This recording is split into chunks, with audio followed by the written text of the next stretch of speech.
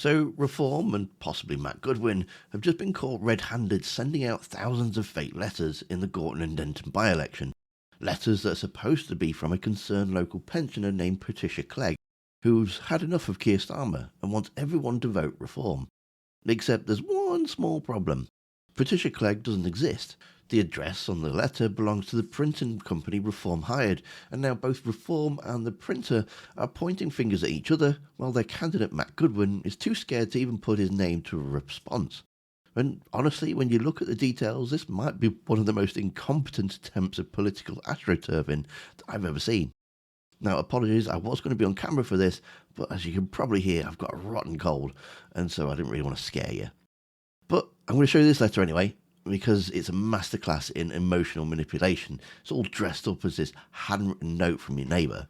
Starts off, "Dear neighbour, forgive me for writing to you, but the Gorton and Denton by-election on Thursday the 26th of February, I feel I have no choice." Already we're off to a dramatic start. Patricia, whoever actually wrote this, is basically apologising for the audacity of putting a letter through your door. She's like tortured by the state of the nation that she simply must reach out.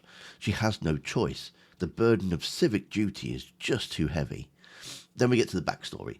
My name's Patricia and I'm a local pensioner, 74 years old.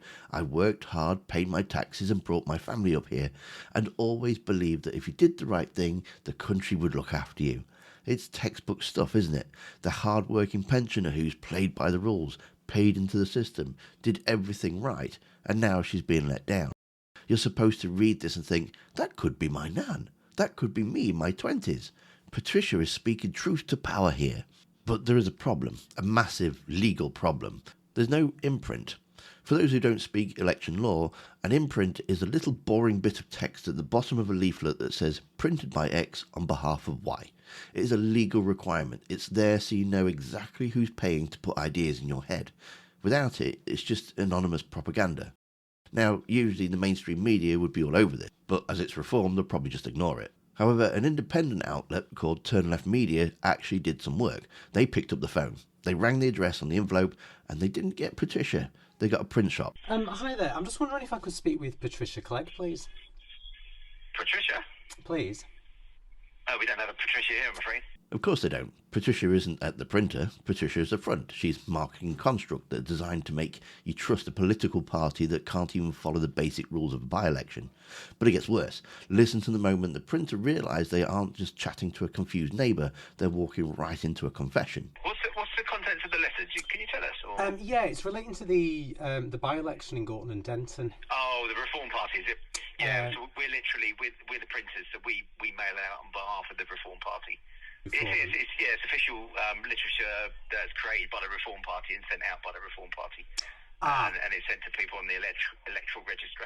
Okay, it's addressed, yeah. It's signed from Patricia Clegg, that was all, so I just wanted to... Right, yeah, I'm not familiar with the content, so you'd have to, any queries on the content need to be directed to the Reform Party, because we're not responsible for the content of it. And there it is. They've sent out thousands of illegal letters. They've been caught red-handed. And do they own it? Do they say, sorry, we messed up? No, they pulled the, oh, my dog ate the homework defence. As we can see here, when Matt Goodwin replied to the allegations, it says, a trimming error. They're literally claiming the imprint was there, but the guillotine machine at the printers just happened to slice off the exact millimetre of paper containing the legal disclaimer on thousands of letters. It's insulting. It's that's how it was when I got there of political excuses. They want you to believe that in a professional print run, nobody checked a single proof. Nobody looked at a box where it went into the van. Rubbish. They didn't trim off the law by accident. They've got caught, they've panicked, and they threw the printer under the bus to save face. And you know how we know they've got caught? It's because they've done it before. Can you remember Barbara Dutton? Let me show you this because it's genuinely grotesque. There's an account on Twitter called Tony, claiming an 81-year-old retired nurse from Derby, and Tony was going around saying, I voted Labour all my life, but I'm voting for Nigel Farage and Reform Party at the general election. Let's stop Keir Starmer. Very similar energy to Patricia's letter in it. The lifelong Labour voter who's seen the light and is now backing Reform. The profile picture of this lovely-looking elderly woman, and people retweeting it, sharing it, and some of them probably genuinely moved by this pensioner's passionate endorsement of Farage. Except Reform had used the image of a woman who had died in a stairlift accident. So someone at Reform, or someone supporting Reform, took a photo of a dead woman from a tragic news story and used it to create a fake endorsement account. That's what we're dealing with here. It's a pattern.